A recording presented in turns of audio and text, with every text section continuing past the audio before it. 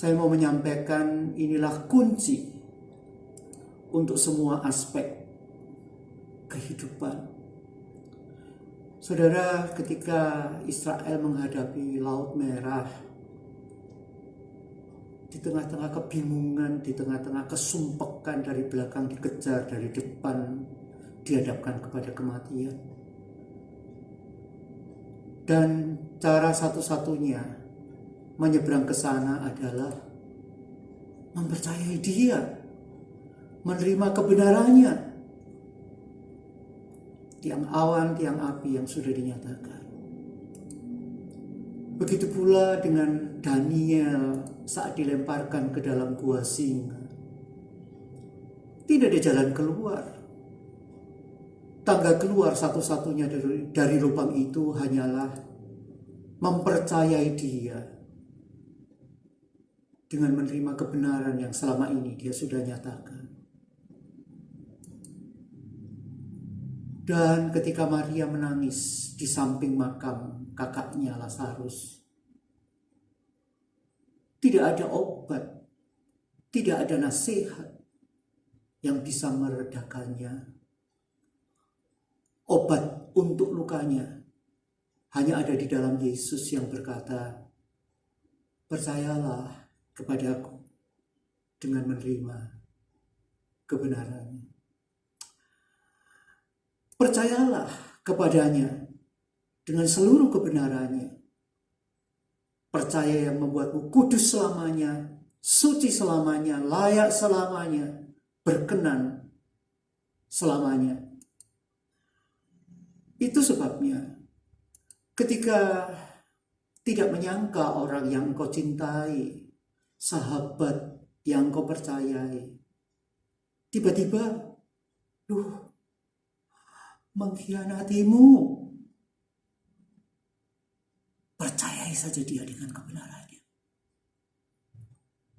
Apalagi ketika saldo di bankmu tidak mencukupi untuk menutupi kebutuhanmu.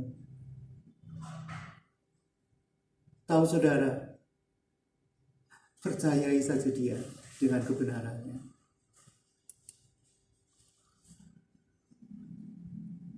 Dan ketika engkau sudah bekerja keras,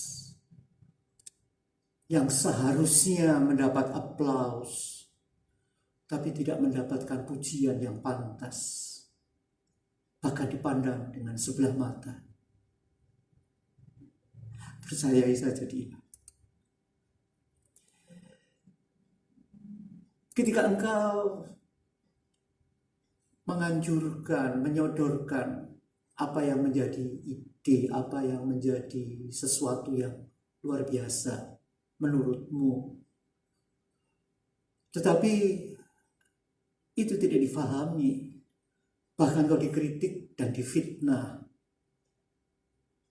dengan serta-merta, percayai saja dia.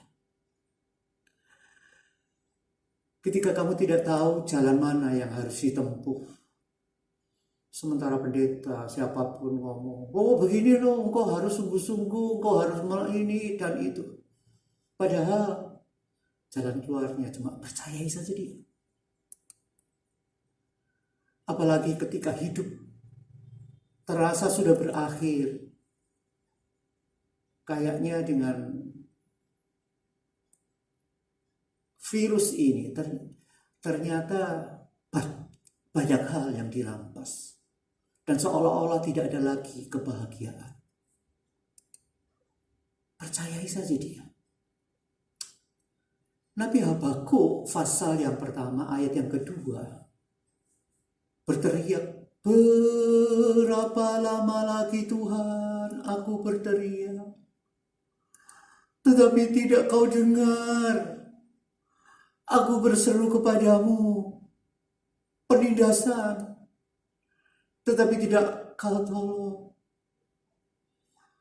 Mengapa engkau memperlihatkan kepadaku kejahatan, sehingga aku memandang kelaliman? Ya, aniaya dan kekerasan ada di depan mataku. Perbantahan pemerintahan dan pertikaian terus terjadi. Itulah sebabnya hukum kehilangan kekuatannya dan tidak pernah muncul keadilan, sebab orang fasik mengepung orang benar. Itulah sebabnya keadilan muncul terbalik. Oh, Habakuk begitu pilunya, begitu susahnya. Tapi itu di pasal pertama.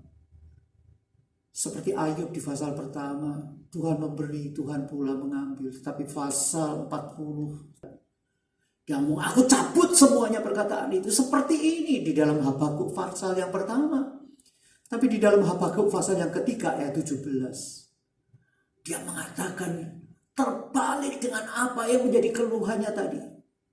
Sekalipun pohon ara tidak berbunga, pohon anggur tidak berbuah, hasil pohon zaitun mengecewakan, sekalipun ladang-ladang tidak menghasilkan bahan makanan, kambing domba terhalau dari kurungan,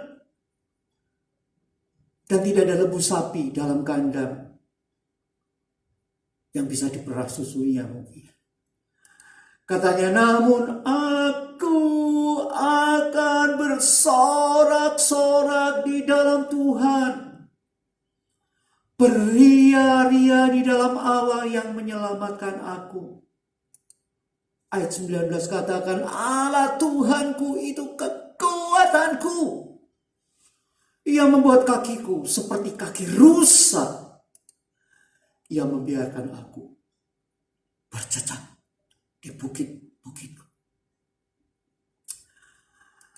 Hanya ada satu-satunya obat untuk manusia yang sudah jatuh dalam dosa.